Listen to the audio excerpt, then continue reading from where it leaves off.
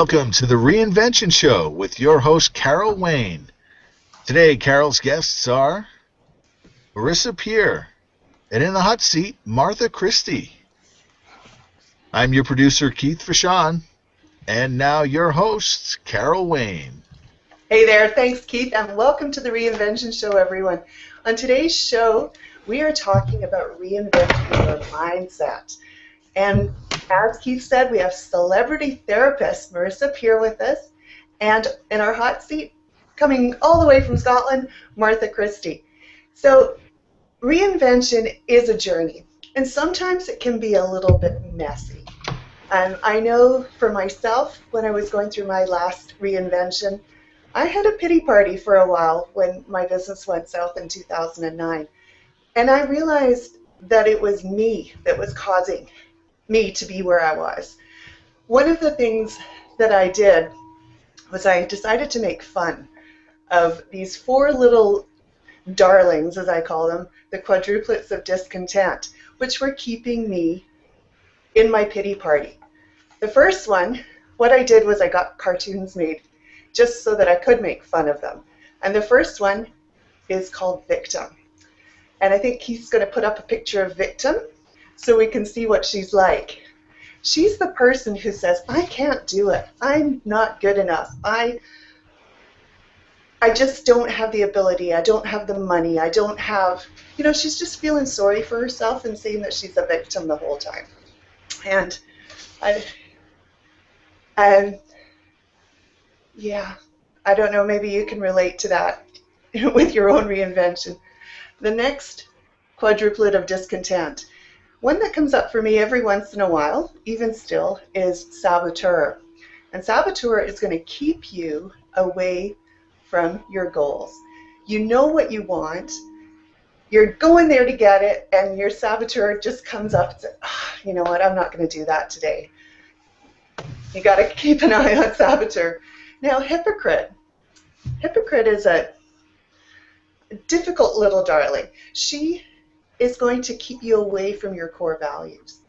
She is going to have you tell the world one thing, but you're doing something different. So it's really important that you keep hypocrite under control too. And the last one is fraudster. And fraudster is also known as imposter syndrome, where you're saying, I'm not good enough, and who do you think you are to do what you're doing? And fraudster is one that still comes up for me every once in a while. But because I make fun of it and I look at that little darling head on and say, we're not doing this anymore, it makes it so much easier. So when you're on your journey and you find one of these little darlings popping up for you, just also look at them for what they are, acknowledge them, and then move on anyways, because they are going to try and stop you in your journey. So there's my little bit for this morning. And now I would love to introduce you to celebrity therapist Marisa Pierre. Hey, Marisa. Hi, Carol. How are you? Great. Thank you so much for being on the show. And Marisa's coming all the way from the UK today, so it's a very international show. So, Marisa, tell us a little bit about what you're doing. I know that you are a celebrity therapist, and you've got clients, or patients, I should say, including rock stars, Olympic athletes, and Oscar-winning actors. So tell us a little bit about yourself and how you got to do what you're doing, and then we'll talk a little bit about mindset and why it is so important. Okay, well, I originally was going to be a child psychologist, and I very quickly gave that up because as a child psychologist, you have to have 3 patients, not one, and it wasn't rewarding enough. And I ended up going to Los Angeles and working for Jane Fonda, which was much more fun. And I went from being a psychologist to working as an exercise trainer, but it was really interesting because I went from working with people that had mental issues to people who had body issues, but it was all the same thing. And some way into working for Jane, I decided to go back to college and study hypnotherapy and psychotherapy because I wanted to help people that had eating disorders. When I lived in West Hollywood, I would say every 3rd person had an eating disorder. And eventually I had an incredibly successful practice, and I worked on TV shows, and from there I wrote some books, and now I mostly lecture because I'm really keen to help people. And the great thing about combining hypnotherapy with psychology and psychotherapy is that you really understand how the brain works, but even better, there are only 3 things you ever need to do to get your brain 1,000% on your side, and then you can definitely reinvent yourself. And I'm going to tell you those 3 things and a few others in a minute. Great. Sorry, go ahead. Sorry, go ahead. Oh, shall I start? Sorry. Yes, please start, Marisa. Okay.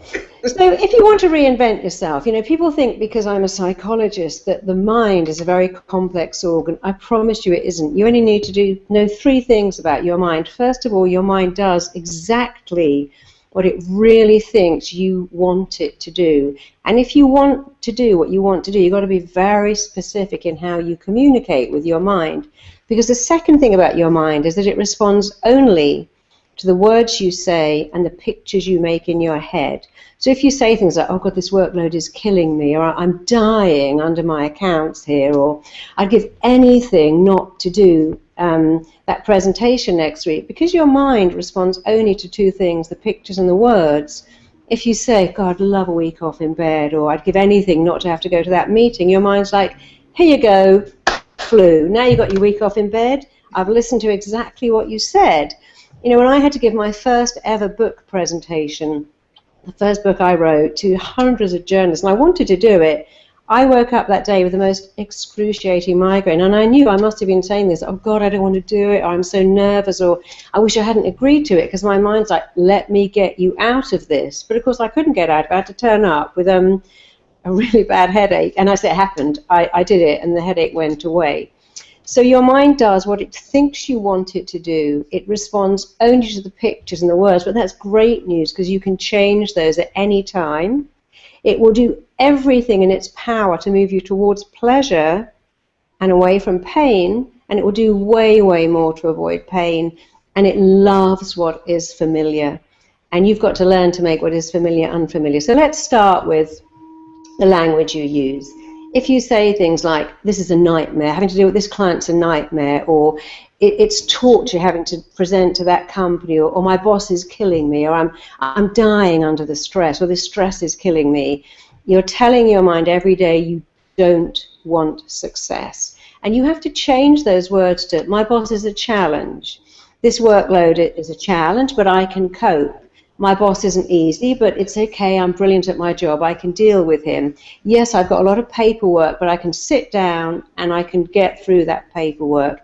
And now your mind is beginning to understand that you want to do it. And I learned that about your mind will do what it thinks you want from quite a lot of my very famous clients who took loads of drugs, and they never said things like, oh God, I'm going to stick a needle in my arm. They went, I'm going to get high, and then I'm going to cope better with what I'm doing. Now, I don't want to do that, but weirdly enough, people who like drugs or like to get completely drunk don't say, this is terrible, I'm getting drunk. They go, this is great.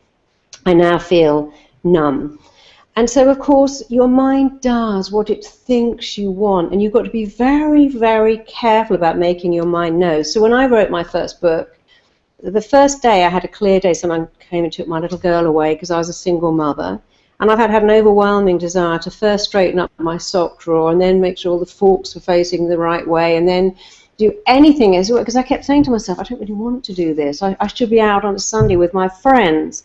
And only when I said to my mind, I want to write a book, I want to write a book, I've chosen to write this book, did I find myself sitting down thinking, why have I procrastinated for 8 hours? I love doing this.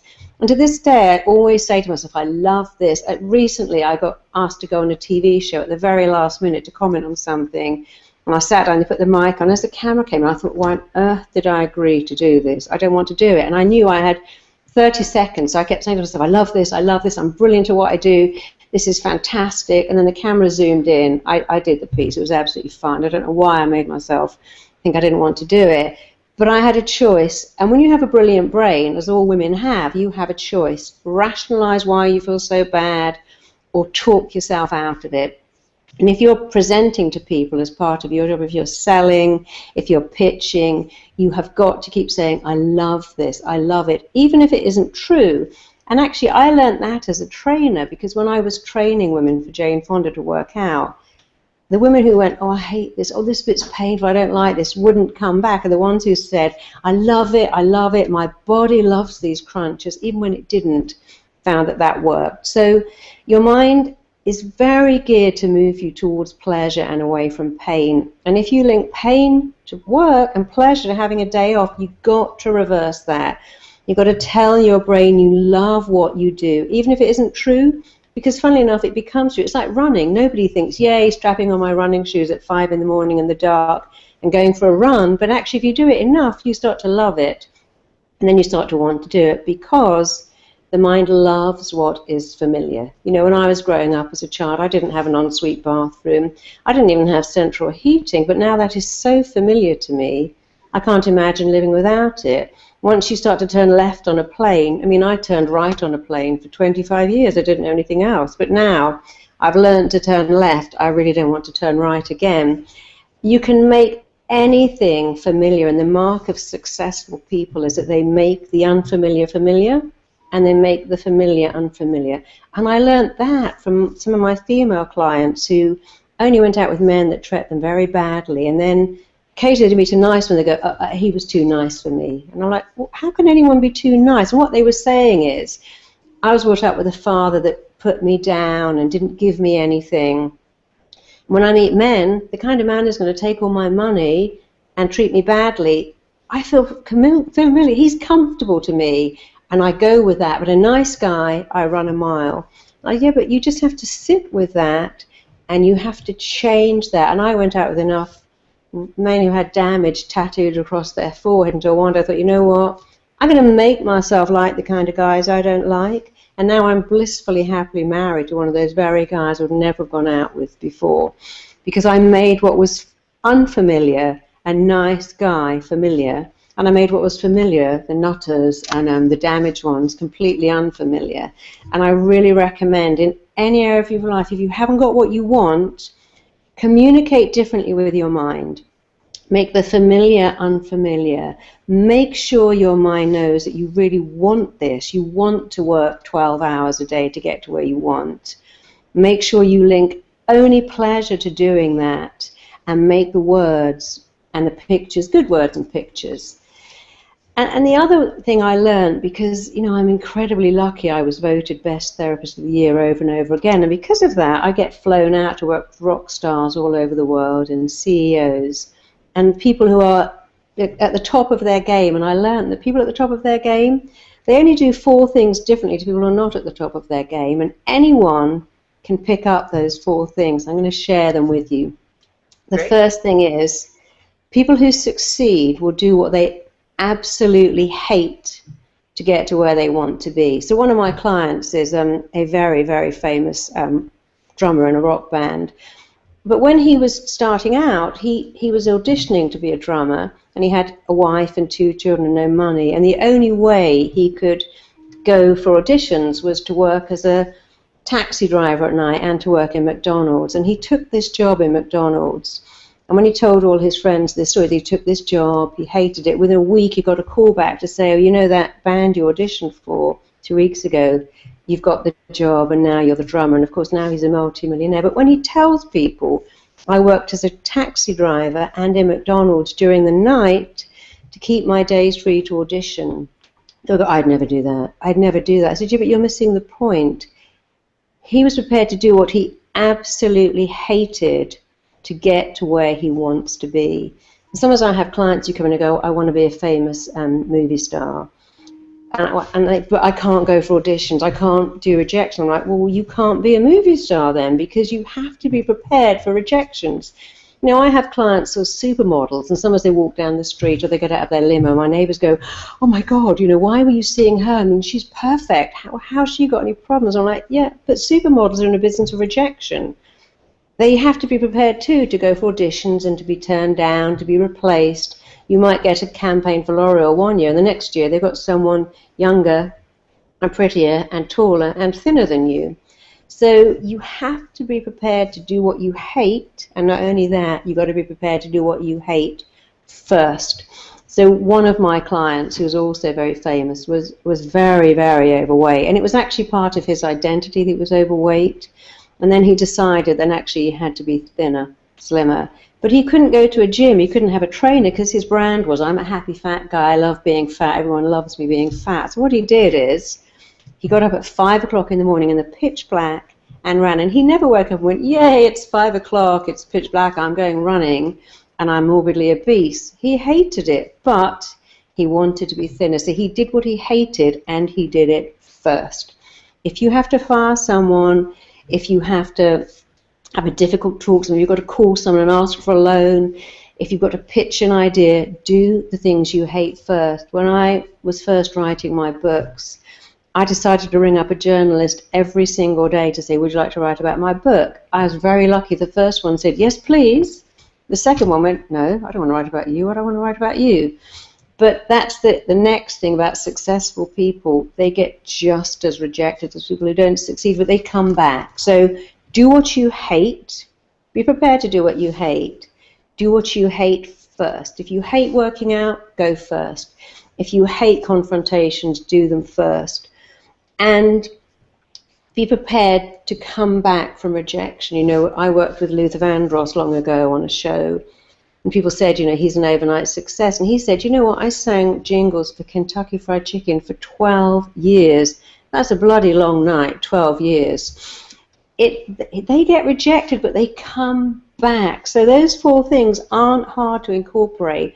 You know, my daughter's becoming a very successful artist, and I've said to her, honey, it doesn't matter how many great paintings you churn out, you've got to ring up galleries and ask them to show your work. And she hates doing it, but I'm convincing her to do it, and to do it every day, even on a Sunday. Because when you do those things, when you do what you hate, and when you do what you hate first, you start to feel like an incredible success. And I was recently interviewing someone who was very successful, and he went, well, I never do what I hate. I'm like, not now, but you did. And that's the beauty of it. Eventually, you forget you hate it, and you actually start to like it because it's so familiar. So do what you hate. Do what you hate first. Take action every single day in the direction of your goals. Only initially. Be prepared to make a call every day, even on a Sunday. And don't take no for an answer. Don't take rejection. So one of my clients, who's an Olympic athlete, was saying that he read somewhere that no athletes train on Christmas Day. And he thought, right, I'm going to train twice on Christmas Day. So he trained first thing in the morning, and he trained later at night. And then he thought he felt better than all the other athletes because he did what he hated. He took action every day. And it's not hard to pick up those 4 things. First, you have to practice it, and then your mind becomes so familiar with it. And then you feel incredibly successful, and then you act as if you're very, very successful. So that's my advice to you. And if you like, I can give you 4 more tips that really help you reinvent yourself emotionally. How much more time do we have? You've got time. I would love to hear it. Okay. So one of the things I learned that changed my life and changed the life of all my clients all over the world is when I was working on a show, and I got sent to see this very famous celebrity, and he'd had 5 wives, and when I went to see him, my producer on this show said, you cannot put your car on his drive. What car have you got? I had a Mustang. I went, oh, don't put that on his drive. You can only put like a Jaguar or a Porsche. He doesn't want any non-status cars on his drive because it makes him feel inferior. So I put my little Mustang around the corner, went in, and sat down with this very cranky person who said to me, well, I don't know why you English women think you can help me, because, you know, I've been to rehab, I've seen everyone, I've had so many different therapists, no one can help me. And then he was saying he'd had 5 wives, and they were all a major disappointment. And he had an Oscar on his mantelpiece. And I said, oh, you got an Oscar? He went, oh, that was a fake. I don't know how I got that, you know. I didn't really deserve it. And suddenly I said to him, do you know what? I know what's wrong with you. And he went, well, no one else does. I said, no, I know what's wrong with you. He said, what is it then? And I said, well, you don't think you're enough, do you? I said, 5 wives, they've all disappointed you. An Oscar that means nothing. You've got to have Porsches on your drive. He'd actually just moved house, and I happened to mention I liked his house. He said, I don't like it. I'm going to move again next year. And I said, you know, nothing is enough. The wives, the Oscar, the house, the car, the money. because you don't feel enough. And the fact that you don't feel enough means everything is meaningless to you. So I asked him a little bit about his life, and his father was a blue-collar worker, and they grew up on a trailer park, and they didn't have any money, so his mother would cook his father a real blue-collar worker's dinner, like meat, potatoes, vegetables. But he had this thing I'd never heard of called saps, which is bread soaked in milk. And as he got older, he actually had to cook this dinner for his father, but he never got this food. And I said, well, did your father give you the leftovers? He went, come on, he would have given those to the dog before he ever gave them to me. And I said, well, that's it. That's where you got this belief that you are not enough. And I said, and funnily enough, that does drive people to become successful. They look out in the world and they think, I don't feel loved, I haven't got what I need. If I'm famous, everybody will love me. And he had become very famous, but he hated himself because he thought he wasn't enough. And I said, look, I want you to write this on your mirror, write it on your screensaver, write it on your hand if you like, and I want you every day to wake up and say, I am enough. Say it in the shower, say it when you're cleaning. What else you can do in the shower? Say, I've forgotten to buy my favorite brand of shampoo. So I am enough. And so he committed and promised he'd say this every day. And some weeks later I met him and he went, oh my God, that's changed my life. He said, you know, I've lost loads of weight. I've given up the Porsche and I've got a Mini. I've got a completely normal, ordinary girlfriend who's a hairdresser. For the first time in my life, I'm not going out with a model or an actress. He said, and who would have thought those 3 little words, I am enough, could change my life? I said, well, they do that. They changed my life. And I still, in the shower every day, say, I am enough. And because I have a profile now as a writer and working on TV, I sometimes get people writing horrible, horrible things to me. I've had a few really mean reviews of my books, but only 2. The rest are really positive. But I don't let that in. I tell myself I'm enough, because the thing that runs excess shopping, excess drinking, excess eating, smoking, buying stuff is the same thing. I'm not enough. I'm not enough, so I need loads and loads of shoes. I'm not enough, so I need a new handbag. I'm not enough, so I need lots of cookies, or I need a better boyfriend, husband, house, car. But, you know, if you look at how many shoes you've already got, you realize that, well, if you're enough, you wouldn't need more because they'd make you feel enough. So stuff can't make you feel enough. But telling yourself, I am enough, every day, I promise you, those 3 words will change your life. You will reinvent yourself like nobody's business. If you wake up every day, know that you're enough. And of course you still get criticized, but the great thing is you don't let it in. And that's another tip. When I'm occasionally doing radio shows and they say, give me one takeaway for our audience that would change their life, I go, okay, don't let in destructive criticism. You can't stop people doing it, but you can stop letting it in. So somebody said to me once, gosh, your boyfriend is so unattractive. Why are you with him? You could do so much better. And instead of saying, how dare you say that about my partner, or what are you talking about? I just said, you know what? He must be an amazing person, which is why I love him, because that's not even, I haven't even noticed that. He's just such a great guy. But long ago, someone else said to me, God, your boyfriend's so good looking. How on earth do you keep him? And I said, well, we love each other. I didn't let it in. And here's a story that I just love, and it's a real metaphor for not letting it in. A journalist had gone to interview a kind of very spiritual, holy man, and he didn't believe in spiritual holiness. And he said to him, you know, everything you say is rubbish, and it's all bogus, and you're completely fake, and I don't believe anything you say. And of course the holy man just beamed and smiled, as holy men do, and carried on beaming and smiling, while the journalist carried on saying, but you're a fake, you know, there's no such thing. What you're preaching, all the spiritual stuff, it's rubbish. And still the holy man beamed and smiled. And finally the journalist, exasperated, said, why are you beaming and smiling while I expose you as a fraud? And he went, well, if you give me a gift and I don't take the gift, who has the gift? And the journalist went, me? And he went, exactly. I'm not accepting anything that you say. I'm just leaving it with you. Rather in the same way that if someone tries to serve papers on you, until you take them, you are not served. So you don't have to accept anybody's criticism. And it helps to know that critical people have the most criticism reserved for themselves. They're usually very bitter and unhappy Because happy people are so benevolent and unhappy people are very bitter.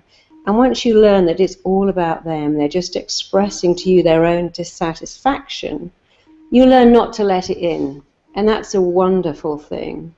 But even more wonderful is not to criticize yourself. So if someone in traffic cuts you up or shouts at you, you know they're having a bad day. And you can go, oh, that person's had a bad day, or my boss didn't have any sleep, or my husband's, hasn't got any money and he's being really cranky. But when you say to yourself, I'm such an idiot, I'm so dumb, I'm such a loser, your brain believes everything you say. And women, I sometimes look at the day in the life of a woman. They look in the mirror and they go, oh, look at my hair. It looks terrible. Oh, my God, my legs look so fat. I'm such an idiot. I ate too much. Or I'm such a moron. I didn't, get any pantyhose for the weekend. And, oh, God, I forgot to get this suit cleaned. And then they run downstairs and I haven't got any milk. What an airhead. And then they get in the car and they forgot to charge the sat-nav, or they haven't left in time. And on goes this dialogue. I'm an idiot. I'm a loser, I'm stupid. I recently did a talk to a group of incredibly high-powered women, the most successful CEOs. And when I asked them all to share how they describe themselves, the words they used were retard, loser, bimbo, idiot, airhead, and other swear words that I won't share with you. And it's like, wow, when you wake up, if you had a flatmate or a roommate and she woke up and you went, your hair looks terrible. Oh my God, look at your legs. You look terrible in that. Why didn't you get that suit cleaned? What an idiot you are for forgetting to buy tights. And then you get in the car and you go, oh, you're never going to get there in time. You never get parked. I can't believe you haven't got enough money for the meter. And then at work, they look over your shoulder and go, you did that wrong, and that presentation, or you haven't left enough time. You would really want to kick that friend out of your life rather quickly. But you've got to be that friend. And all it takes is find the words you use to describe yourself. Remember, your brain responds to words that make a picture. So retard, moron, loser, make a picture. Saying silly Billy, there's no picture there. So just start to replace that with something completely what I call a fluff word, like silly Billy. Because it doesn't mean anything. And once you stop criticizing yourself, you feel so much better. And women have this very strange thing where if you say to them, you look lovely, they go, oh, I've had this for 6 years. Or, gosh, your hair's, I haven't even washed it. Or if you say to a man, what a great present, they go, I forgot the best bit. So if I say to someone, that talk was amazing, they go, yeah, but I forgot the best bit. Or, well, I did actually last year, it was much better. So here we have people having this strange thing where they reject praise. Not only do they let in criticism, they add their own criticism to it. I wasn't good enough, I could have done better. And you really have to stop that. Studies show that for women especially, praising yourself makes you feel better than shoes or Jo Malone candles. And also, when someone, when you go to a shop and you're and they come and they go, oh, you look so great in that, and you should have it in 3 colors, and how about the matching accessories? They have an agenda. So even when your boss does go, God, what a great job you did, you're indispensable to this team. By the way, can you take on someone else's workload? They have an agenda. When you say, I'm wonderful, I'm good at my job, I'm indispensable, your mind lets it in. And whatever it is you think you want to hear from other people, say it to yourself. I've been a therapist for 30 years. It's all the same things. I'm a great person. I'm a great son. I'm a great daughter. I'm a great employer. I'm a great wife, husband, mother. Whatever you want your boss to say, you are fantastic at your job. Say it yourself. It will actually, weirdly enough, mean more than hearing it from him. And secondly, now studies show that the number 1 cause of depression is harsh, hurtful, critical words that we hear over and over again, especially from ourselves. So stop destructive criticism. Don't let criticism. When people say something really mean, I just go, thank you for sharing, because that means, thank you so much, I don't agree. And if they really say something horrible, like, oh, I thought your book was rubbish, or I thought your book was really lame, I just go, well, oh, okay, thank you for sharing. Have you written any books recently? Usually they say no. And if they're really mean, I'll just say, oh, okay, are you trying to make me feel really bad about myself? And they go, no, okay, good, because it wouldn't work. I'm not mean, but if people say horrible things, I just say, are you trying to make me... I remember one of my friends told me once that I was bringing up my daughter in a completely way that she wouldn't have brought her daughter up in. And I said, oh, are you trying to make me feel terrible? She went, no. I said, good, because my daughter is a free spirit. She's not a pet. You know, if I shout stop or sit, she's 4 years old. She's not going to do it because she is a free person. I'm not about to try and break her. She's not a pony. And unlike her daughter, who turned out to be a complete introvert because she was so strict. So don't let it in. So I just recap those 9 things very quickly. Do the things you hate. Do the things you hate first. Take action every day in the direction of your goals. Don't take rejection in. Come back for more. Your mind always does what it thinks you want it to do, so tell it what you want. Link absolute pleasure to doing what you want to do, including working really hard to get to where you want to go and giving up your weekends. Whatever it is you want, make the pictures good, make the words good. Make the familiar unfamiliar and the unfamiliar familiar. Delay gratification. Very smart people don't say, okay, I've got to do all this work, but I'll watch my favorite show first. They take their show and do the work. They say, I'll have lunch when I've done this work. No, I'll just go and have lunch and I'll do it later. Tell yourself you are enough every day. I promise you that alone will change your life. And if you have children and colleagues, they will pick that up too, and it will change their lives. Don't let in destructive criticism. Don't criticize yourself. But do praise yourself and praise other people too, because then you'll build up their self-esteem. The quickest way to get really high self-esteem is to praise yourself and to praise other people. That's incredible. So there's 9 steps. Thank you very much, Marisa. You know, it's so true. When you were talking about the familiar, unfamiliar, I was always attracted to the bad boys too. And when I met my husband now of 19 years, he's gonna get me for that one. It's usually him that forget. You know, he was just such a nice guy, and I'm like, I don't know, he's too good for me. So I can totally relate to what you're saying. Of course, I got over that, and yeah, we're coming up for 19 years. Also, well, congratulations. Thank you. Also, I can relate to cleaning out my sock drawer and organizing my forks rather than doing certain things. So, yeah, really great points, and I've made notes in my hand so that I will do them myself.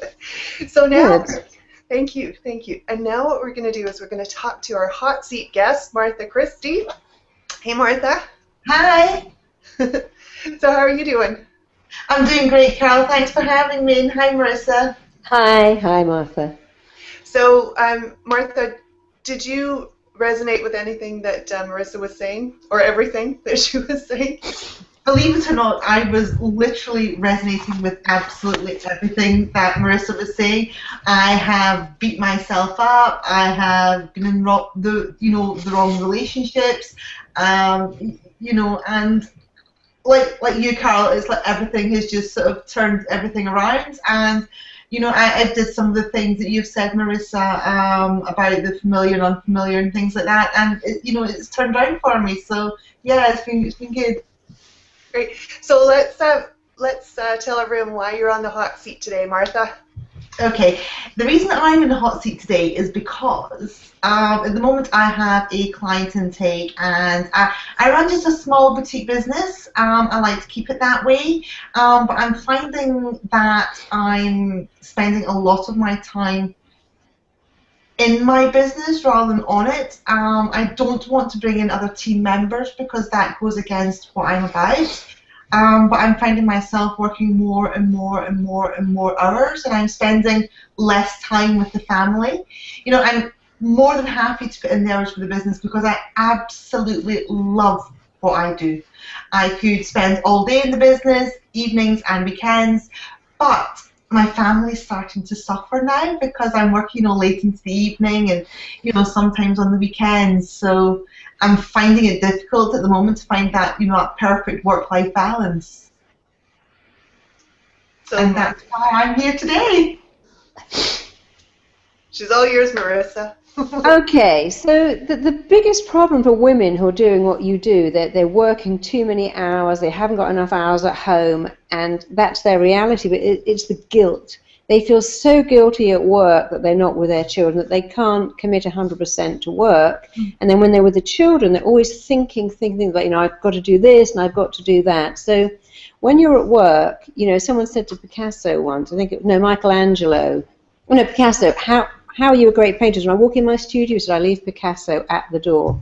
And Michelangelo said the same thing. When I go into my studio to sculpt angels, I leave myself behind. So when you go to work, you have to leave everything behind. You feel bad about your children. They want you. They're wonderful. But you've got to shut down. You've got to be like a man. Men are very different to women. Women multitask and men don't. And a man, even if his child is ill in hospital, will go to work really hard and not think about that child until his lunch break or until he's finished work. When women break up with a man, they cry all day at work. Men go to work and don't even act like it's happened until they go home again because they shut down. So you've got to be more like a man. Go to work, give it everything you've got, put your children, much as you love them, out of your mind. And when you go home, you've got to put work out and give your children 100%, because although you want to give them more time, and I totally get that, having been a single parent myself and you're pulled in all directions, if you give them quality time, they can accept less quantity time for a while, not forever.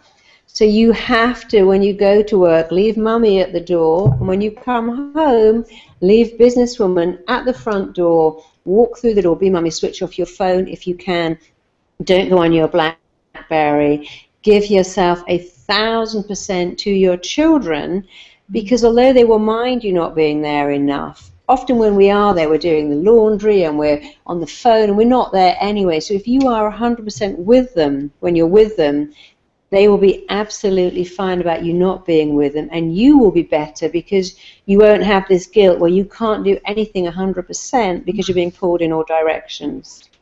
Yeah, oh, perfect. Does that make sense? Yes, it makes absolutely perfect sense. Thank you, Marisa. Because that is the problem. I'm with the children, and I've always got my phone with me, and I'm always checking emails, and I'm always doing something else. And I'm always, the hand comes up, and it's like, oh, just give me 2 seconds, and that's the way they see me. They see me always on the computer, or they see me always with my iPhone or the iPad, answering emails or doing something. And so that's what I'm really going to have to learn to do, is switch the phone off. Yeah, I mean, my daughter, when I was writing my first book, I said to her, honey, I'm writing this book because I want to give you all these things. She goes, Mummy, I don't want any of that. I just want you to be with me and to spend time with me, and I understood that, because they don't remember that. They remember quality time. But the other thing with children is we live in a world where most children have parents who work. Fathers don't have this guilt. And they are in a world where they too will go to work and do a job they love. So you've got to say to them, I love you. You are the most important person. You are irreplaceable. You are more to me than work. However, I do have to work because, people need to work and I want to provide everything. But if you let them know that when push comes to shove, they are more important, but you're also choosing to work, they will be fine, but they probably don't feel as bad about it as you do, and you mustn't do that.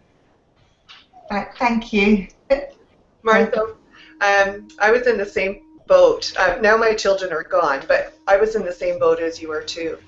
And my youngest daughter has only ever known, shh, Mommy's working. And then I would say to her, but we're able to take all of these big vacations a year.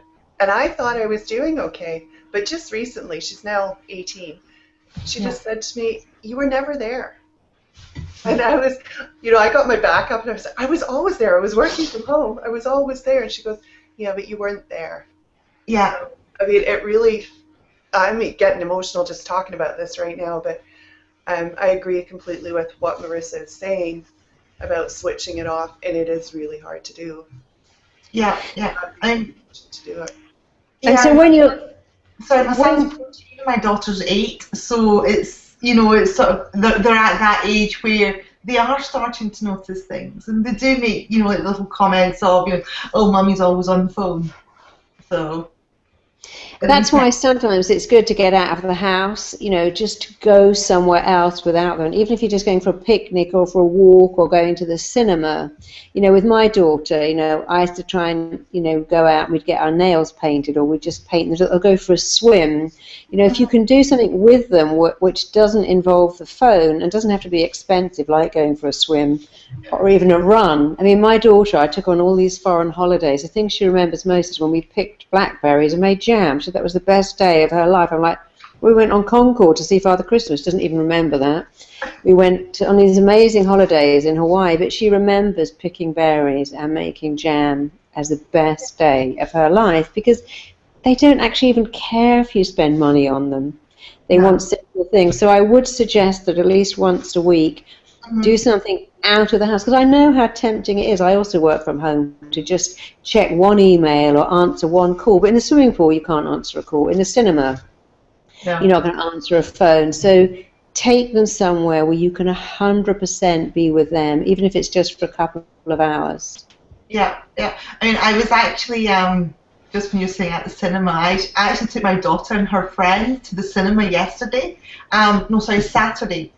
And I had my phone with me, it was on silent, and it was quite chilly, so I had my jacket over me, and underneath my jacket I had my phone, and I was just quickly glancing down and checking emails whilst I was at the cinema. So that's how terrible I am. Yeah, well, you're not terrible. You just, when you know better, you do better. You're trying to do the best for your family, but you have to think, if you went on a date with your husband and he spent the whole time looking in his jacket at his phone, you probably would get up and go home. Yeah. And if you went on a date with someone who was checking his phone and checking his emails, or you had a dinner party and all your guests were looking at their phones, you'd go, this is really rude. But, we're actually really rude to our kids because we think they don't notice and don't mind. But what you're saying is this person is more important than you. Yeah. And that isn't true. I agree with that. Imagine if their teachers did that at school, you'd go, how dare you, answer your emails. You're supposed to be teaching my child. Yeah. So it gets easier to just switch it off. I know it's hard. I know it's tempting, but just switch it off. Yeah, definitely. Thank you. It's a pleasure. So what's your game plan, Martha?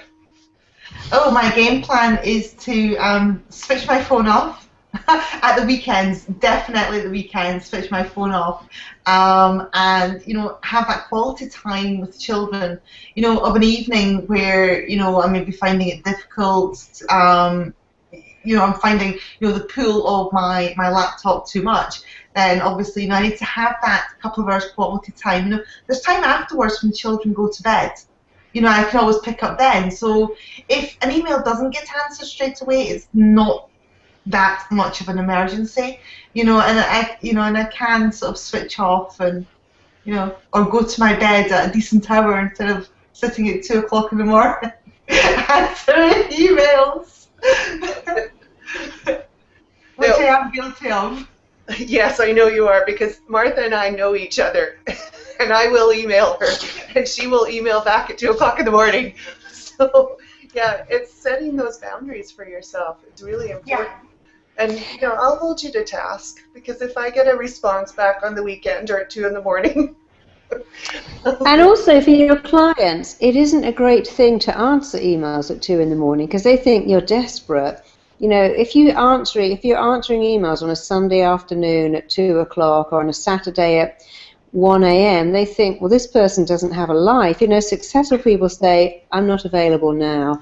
I've got equally important things to do. So even your own business, if someone emailed me for an appointment, I wouldn't be answering them at 2 a.m. Even if I had the time, I might, because I don't want them to think that I'm desperate. I want them to think, we like what is unavailable. That's what fashion, basically. You can't get this latest Hermes bag. Everybody wants it. The one that's available, nobody wants it. So be a little bit more elusive. Don't be available at 2 a.m. It sends a really bad message. I mean, my husband husband used to send out messages at 5 in the morning, and I said, Tony, don't do that. First of all, it intimidates your staff because you're up at 5 and they're not. Yeah. And secondly, it makes your clients think you live to work, have no life, and are desperate, to connect with this person. We like people who are not actually available all the time. Oh, I never thought of it like that. I just thought, I was there, I was awake, I was on my phone, I was there, and, that was just, it was one of those things. If you rang a therapist for an appointment, they went, yeah, I've got a free diary. Monday to Friday, I've got no appointments. When do you want to come? We think, I don't actually want to go to him. If they go, well, I actually haven't got any appointments. I'm really booked up. Let me see if I can squeeze you in 3 weeks' time. That's the one I want to see. So making yourself too available at 2 a.m. means that you haven't got anything better to do. And a successful woman has got better things to do, like sleeping, so their brain is in a more better shape the next day. So think of yourself as a really successful woman who compartmentalizes, works when she works, relaxes when she relaxes, sleeps when she should sleep, and doesn't answer emails at 2 because she's got better things to do. And be a little less available because it will make you more desirable. Right, okay. I will do that, definitely. No more answering emails at 2 in the morning. Sorry, Carol. Yeah. No, don't be sorry. I mean, it's really important that you have your time for yourself. And also, it's like going to a restaurant. If you're walking down a street in a new town and there's the one restaurant that's empty and the other one that's full, which one are you going to go to? Yeah, one that's full. It's the opposite of what. Sometimes my analogies just go way sideways. No, that's a great analogy. It's like when you're on holiday and you've got those guys that's going, come in and eat with us. You don't want to go in because they're pestering you for their business. And it's the same thing we all learn at 15, that, boys like the girl who isn't available. They're not going to go out with the one that keeps ringing them and texting them going, I'm free. They don't want that. You want what is unavailable. So don't be too available. Be available in office hours for your clients, but not at 2 in the morning. No. Okay. You don't want to be one of those women who's available at 2 in the morning, do you? Oh, definitely not. No, I thought not. No, definitely not. Oh my goodness. All right, well, thank you very much, Marisa and Martha. So usually on the show we ask if we've got any gifts to give our audience, and today we do have some gifts, and Marisa has been so generous to offer them to you. So Marisa, if you would let everyone know what it is that they can get when they opt in at thereinventionshow.com. You can have a free download of mine called Perfect Relaxation, which will make sure Carol is fast asleep at 2 in the morning, and you too, you'll be asleep at 2 a.m. So if any of you want a free download called Perfect Relaxation that helps you sleep, helps you feel better, just email me at info@marisapierre.com. I'm mentioning it's from the Reinvention Show, and we will give you a code to get that absolutely free download. It's my free gift to you. Awesome. Thank you very much, Marisa. Thank you. So just to recap what we talked about today. First of all, know yourself and don't let your quadruplets of discontent outrun the show for you. And Marisa, can you run through your 9 things again really quickly? Of course. Tell yourself you're enough every single day in the shower when you're cleaning your teeth. Write it on your bathroom mirror in bright red lipstick. Don't let in destructive criticism. Do not criticize yourself. Think of a better name for yourself. Do let in praise, and particularly praise yourself. Pick up those habits of very successful people. Be prepared to do what you hate first to get to where you want to go. Well, be prepared to do what you hate to get to where you want to go. Do what you hate first. Take action every single day in the direction of your goals. Don't take no for an answer. Don't do rejection. And finally, let your mind know exactly what it is that you want. Use words like, I'm choosing to work. I'm choosing to do this. And always link pleasure to what you're doing and never pain to success and hard work and putting in the hours. Make the familiar unfamiliar, and because your mind only reacts to the images you make, and the words you use positive words and images like, I'm choosing to do this, I love doing this, there's nowhere else I'd rather be right now than doing my accounts, even if that's not true, and make the unfamiliar familiar. And I promise you, you won't be able to stop yourself soaring. You'll be unstoppable. Wonderful words of wisdom, Marisa. Thank you. So everyone, Thank you. Tomorrow we're shooting the show again because last week we had some technical problems. So tomorrow's show will be about reinventing parenting. And I'm sure we're going to have a lot of discussions similar to the ones we've just had today, which is great. So everyone, go to thereinventionshow.com and opt in so that you can receive the gifts and advance notice of who is going to be on the next show. Also go to Facebook, to facebook.com/reinventionshow and join the discussion there. And be sure to leave comments below in the box. Until next time, ciao.